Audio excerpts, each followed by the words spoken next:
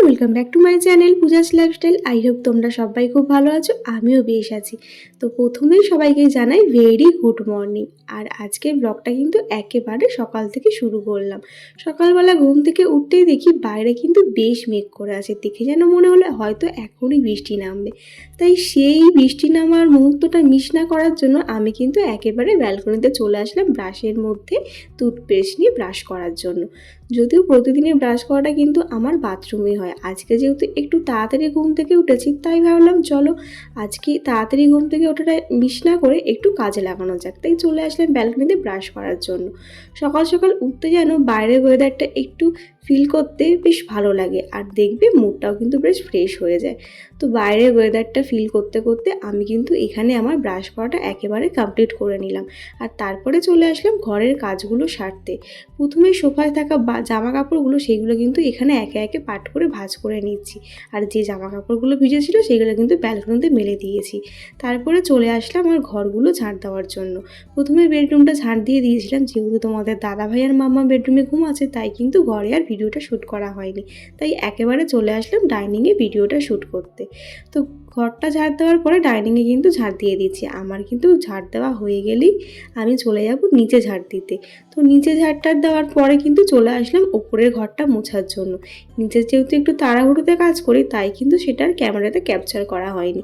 আর এইদিকে দেখো ঘর মুছতে গিয়ে তো আমার সেই নাজেহাল অবস্থা। তোমাদের দাদাভাই কদিন আগে মার্কেট থেকে এই একটা লাঠি এনে দিয়েছে, এতটাই ভারী যে আমার কিন্তু খুবই প্রবলেম হয় এই লাঠিটা দিয়ে ঘর মুছতে। তারপরে বাথরুমে যেতে না যেতেই দেখি বাইরে তো বেশ বৃষ্টির আওয়াজ হচ্ছে, আর সেটা অনুভব করার জন্য এক ছুটে চলে আসলাম ব্যালকনিতে বৃষ্টি দেখার জন্য।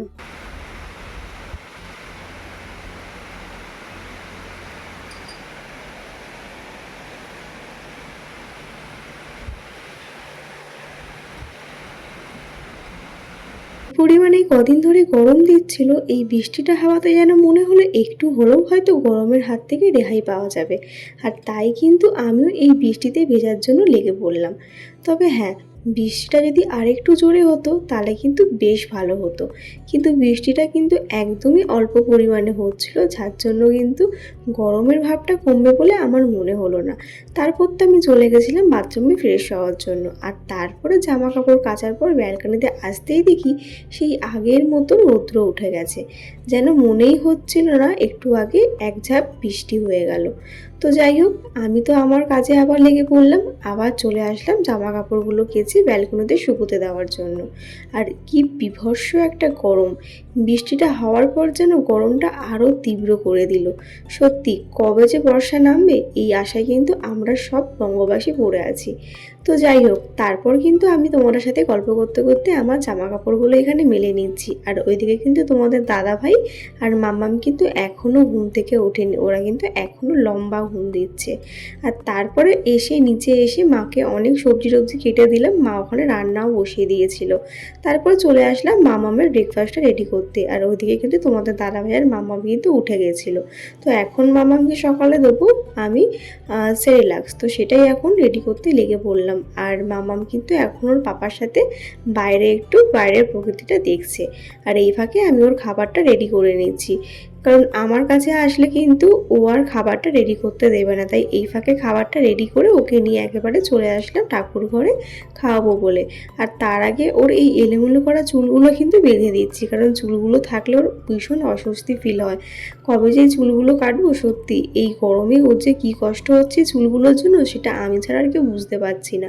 তো যাই হোক, আমি দেখো এখন ওর চুলগুলো এক জায়গায় করে সাইড করে বেঁধে দিচ্ছি। আর সাইড করে কেন বাঁধছি, কারণ ওর চুলগুলো কিন্তু কিছু জায়গায় ছোট কিছু জায়গায় বড়, সাইড করে বাঁধলে মোটামুটি সব চুলই কিন্তু এক জায়গায় চলে আসে, তাই সাইড করে বেঁধে দিলাম। আর তারপর কিন্তু ওকে সকালের যে ব্রেকফাস্টটা সেটা খাওয়াতে লেগে পড়লাম। আর ও কিন্তু এখন খুব দুষ্টুমি করে খাওয়াতে গেলে, এখন এক দুকাল শান্তভাবে খেলে লাস্টের দিকে কিন্তু একদমই খেতে চায় না।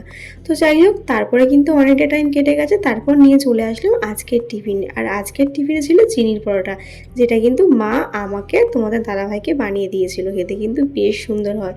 যদিও এই রেসিপিটা কিন্তু আমি এই বাড়িতে এসেই খেয়েছি। তো যাই হোক, তারপরে ব্রেকফাস্ট সেরে চলে আসলাম। মাকে সকালবেলা আলু কেটে দিয়েছিলাম। তো আজকে যেহেতু ভেজ রান্না হবে, আজকে শনিবার, তাই দেখো এখন ঝিঙেটাও কেটে দিচ্ছি, ঝিঙে পোস্ত করবে মা। আর তারপর কিন্তু অনেকটা টাইম কেটে গেছে, মাঝে আর কোনো ভিডিও শ্যুট করা হয়নি। একেবারে মাম্মামকে খাইয়ে ঘুম পাড়িয়ে চলে আসলাম মাম্মামের জল গরম করতে। আর এইদিকে তোমাদের দাদাভাই ডিউটি যাবে লেটে, তাই ওর টিফিনটাও কিন্তু প্যাক করে দিলাম।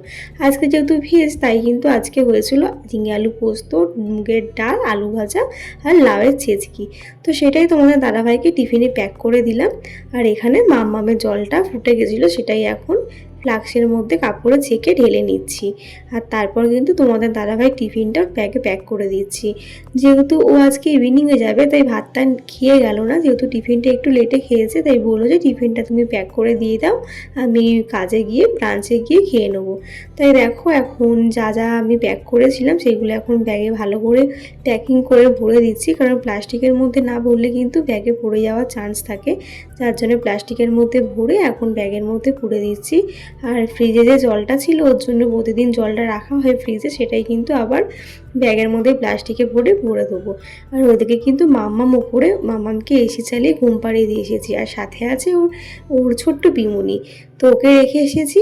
আর মাম্মামও ঘুমাচ্ছে, ও ঘুমাচ্ছে, দুজনে মিলে ওপরে ঘুমাচ্ছে। আর এই ফাঁকে আমি তোমাদের দাদাভাইকে যেহেতু ডিউটি বেড়াচ্ছে, তাই এই জিনিসগুলো উছিয়ে দিলাম। আর দেখো তোমার দাদাভাই কিন্তু একেবারে রেডি হয়ে গেছে ডিউটি বেড়ানোর জন্য। বাইরে যেহেতু প্রচণ্ড রোদের তাপ, তাই কিন্তু মুখে রুমালটা বেঁধে নিয়েছে। আর আমি এখানে একটু ভিডিও ক্লিপ নিয়ে নিচ্ছিলাম। তো যাই হোক, বাইরে রোদের তাপ আর আমার মুখের অবস্থা দেখো, ঘেমে একেবারে নাজেহাল অবস্থা।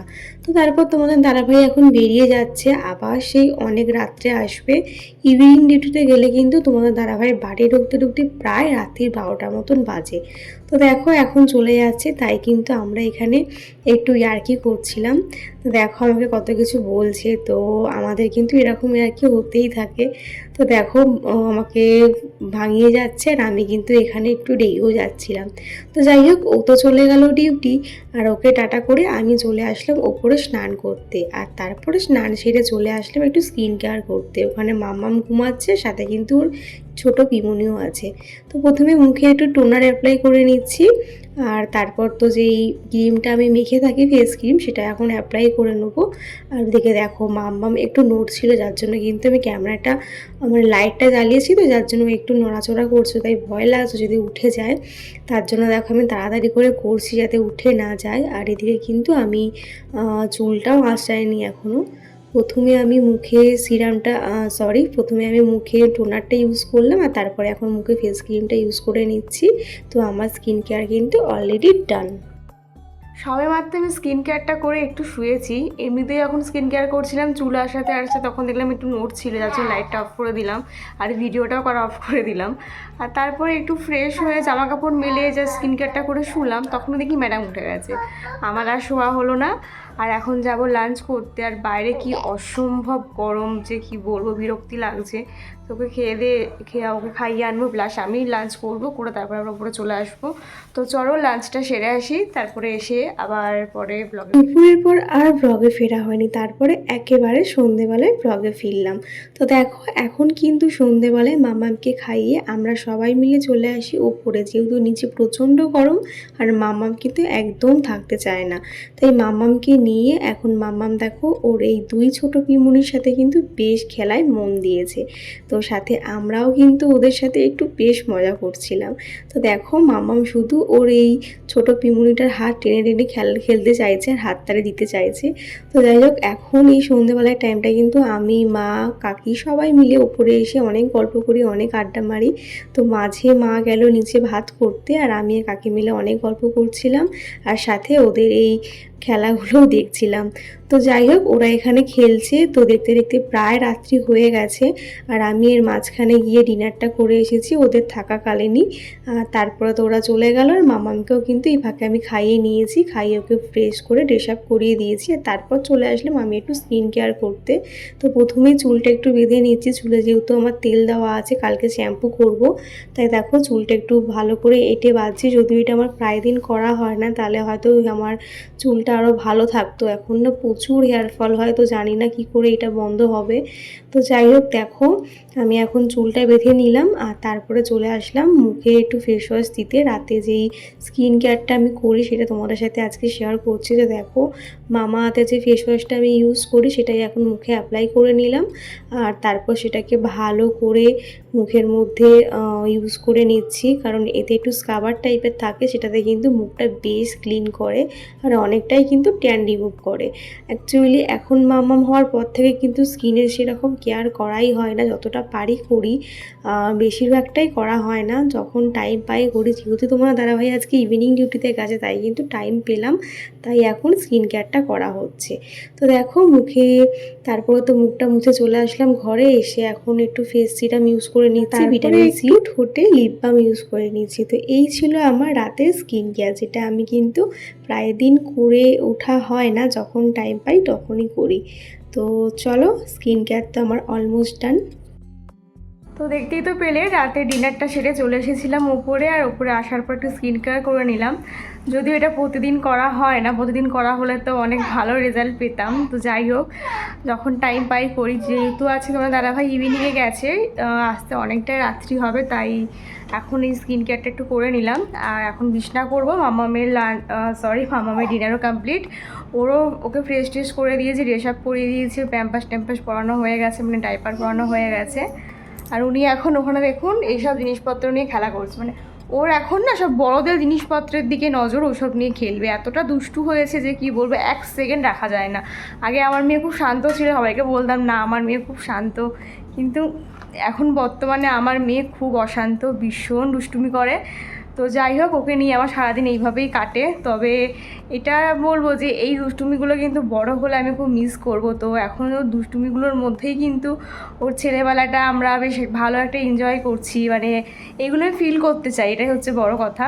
তো দুষ্টুমির মধ্যেও কিন্তু একটা মানে কি বলবো মায়াবী জিনিস মিশে আছে। তো যাই হোক, চলো আজকের ব্লগটা আমি এখানে শেষ করছি। এখন বিছানা করব, তারপরে তোকে ঘুম পাড়াবো। অনেকটা রাত্রি হয়ে গেছে, প্রায় এখন 11টা বাজতে যাচ্ছে। তো চলো আজকে ব্লগটা আমি এখানে শেষ করছি। দেখা হচ্ছে তোমাদের সাথে নেক্সট ব্লগে। তো আজকে ব্লগটা কেমন লাগলো জানাতে কেউ ভুলো না। তো চলো আজকের মতন টাটা, বাবাই, দেখা হচ্ছে নেক্সট ব্লগে, অ্যান্ড গুড নাইট।